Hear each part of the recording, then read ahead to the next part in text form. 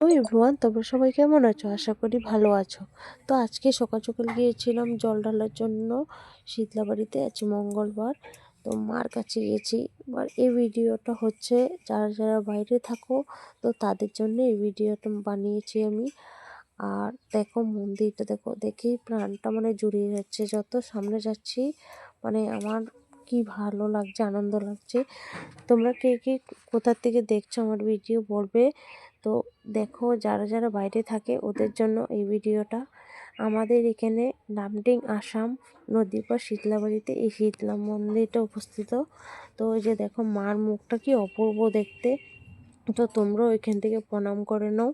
তো একমাত্র তোমাদের জন্যই এই ভিডিওটা বানানো হয়েছে। তো সবে তো আসতে পারে না, বহুত বড় শীতলা পূজা হয় চৈত্র মাসে। তো দেখো আজকে গিয়েছিলাম, তো ভাবলাম একটু বন্ধুদেরকেও দেখিয়ে দিই। বাইরের থেকে দেখছো, মাকে দর্শন করে নাও। আমার এই ভিডিওটা একটু শেয়ার করে নাও, তাহলে আরও বন্ধুরা দেখতে পারবে। তো তার জন্য এই ভিডিওটা বানানো হয়েছে। আর লাস্টে লিখে যাবে জয় মা শীতলা মা, সবের মঙ্গল।